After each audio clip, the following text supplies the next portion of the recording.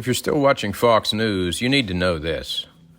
Are you okay with an organization that seeks to silence people? I believe, and have from day one, that Tucker was removed from the air because he is against stupid wars whose only benefit is to an organization that President Eisenhower warned us about many, many years ago. And that organization is the military-industrial complex. When Eisenhower left office, he warned us that there were factions who would seek to engage us in war for their personal enrichment. When Tucker was let go, I cited Phil Donahue as the last huge TV personality who was summarily axed because he dared question our involvement in the Iraq War. Donahue was huge, and they silenced him suddenly and without warning. We are living in a country with a runaway government, one who lies, cheats, and steals their way to power and prosperity at our peril. These are the destroyers of Western civilization and the individual liberty that it's based upon. And these destroyers are in full control. They'll let Rome burn if there's profit in it. They'll send our boys to fight and be maimed and die for their profit. They play the good cop, bad cop game between the parties. Is the Democrat Party completely insane? Yes, without question. Are the Republicans better? By and large, no. They're merely a charade of opposition. Don't think so? Then tell me, what have they done over the last 2 years to secure our elections? Nothing. They've done nothing. There are a few patriots who won't play nicely with the destroyers and won't play nicely with those who masquerade as the opposition. We need to pray for those people and support them. They have knives out for them from every direction. Fox didn't just fire Tucker. No. They seek to keep him from speaking.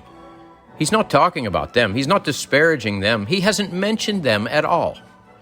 He's speaking against the deep state, the military-industrial complex, and pointing out everything that affords us a glimpse into the corruption of this runaway government.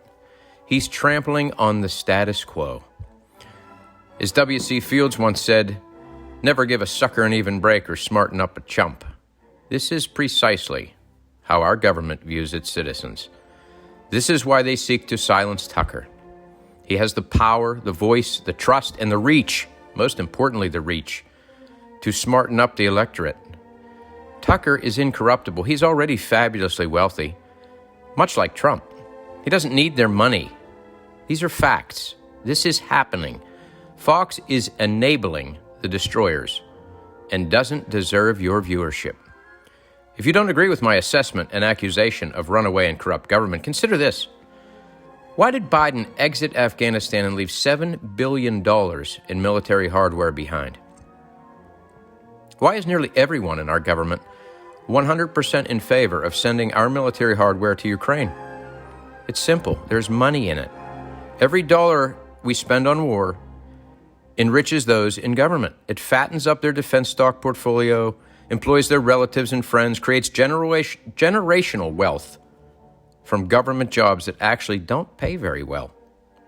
But somehow they manage to become very wealthy on a small government salary.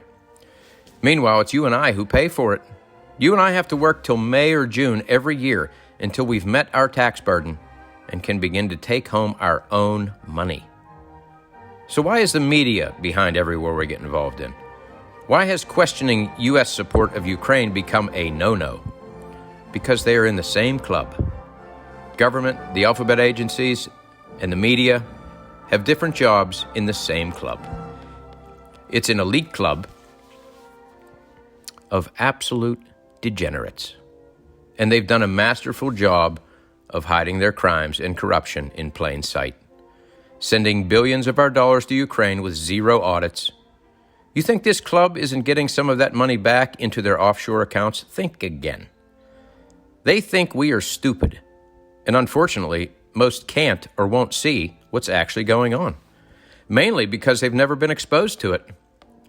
They're reading the club newsletter and propaganda rag known as legacy media. Shut it off and seek the truth.